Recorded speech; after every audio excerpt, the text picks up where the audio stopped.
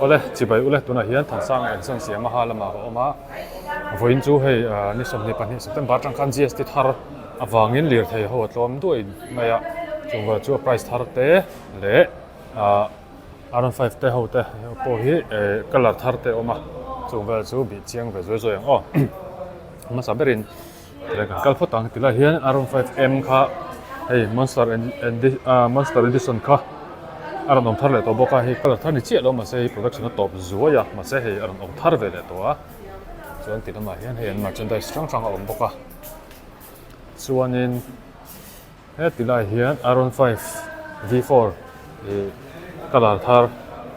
blackout ma dum deuh vek hi ka du chi dum moi to khop maya hi color thar ni boka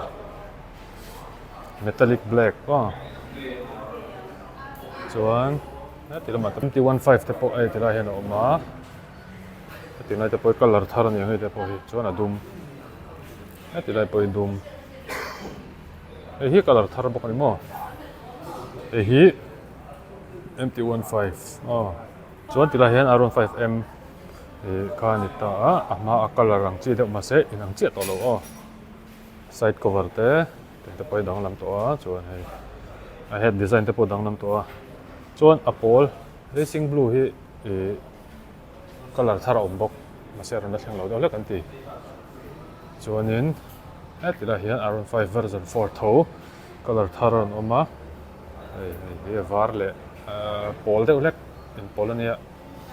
poi moi ro ko mena kina a price wa ka su kan ti lo chuan FZ te chuan MT15 tilai hian om boka hi MT15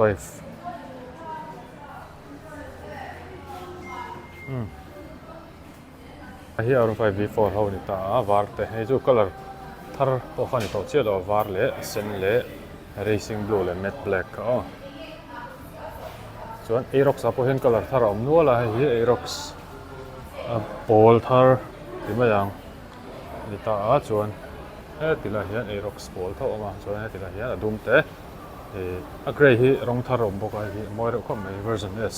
keyless ho kha color emi a theme te moi ro lu tu ka grey le adum le a sen ni pol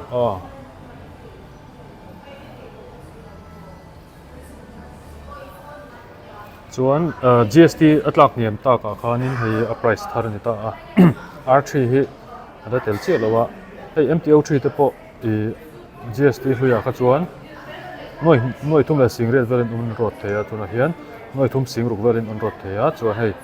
hi a price thar hei price hluya nia chuan hei a difference a tlawm na zel MTO3 po noi sing hi le sang khat verin atla hiama chuan aron 5M po sing khat sang sari chaw verin atla hiama chuan a model zir kan chete te na danglam ve MT15 hi vat pathiam na sa ve ni sing ni le sang nga ti le ni MT15 hi atla hiam na tam khop mai sing hi sang nga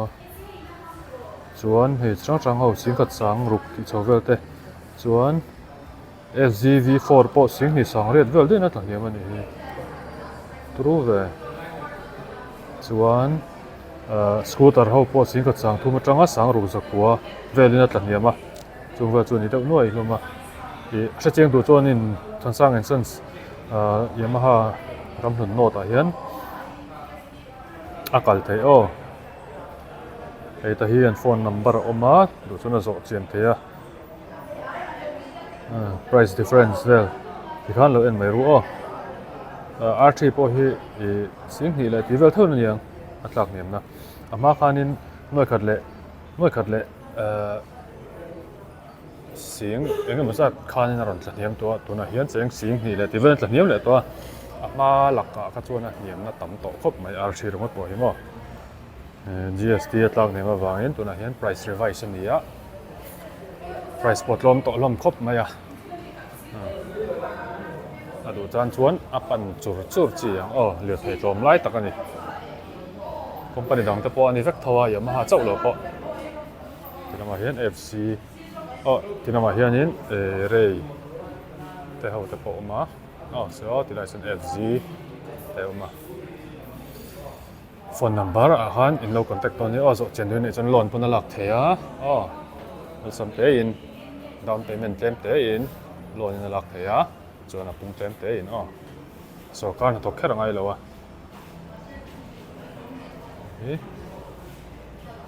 Ông thar trong trong mỗi tắc tắc ông stock pon này trả việc vậy FG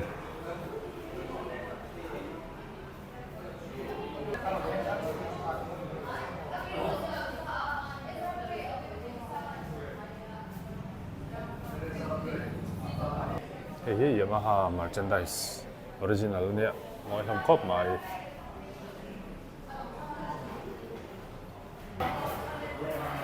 hai cái này cuốn thuốc nè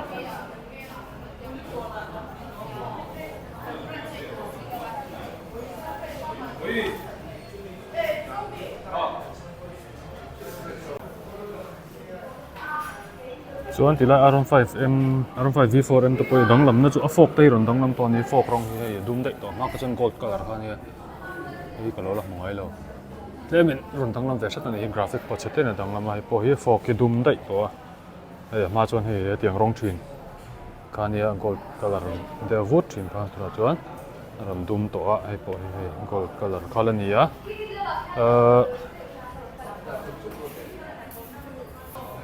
chuan hei adum kha kan bel chiang le lo kong hemi hei chuan TFT screen mang lova R5M ho kan TFT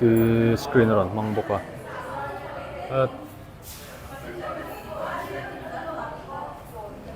chang kang to khom mai aron tlawm doi to le ha la man hla to don to ngat ale kamo chuan tilai hi kan en liang hei TFT screen kan hmang chi kha ni hei color screen changkang moi boxi ang kha ni to ta ni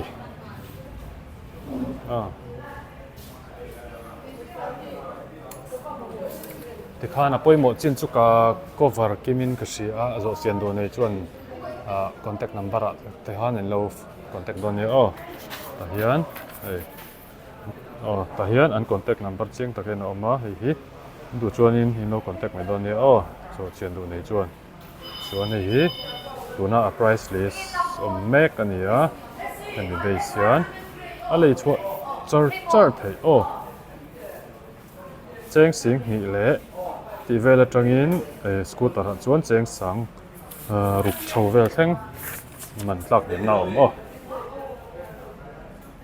kan vein video chu kan to bye bye ule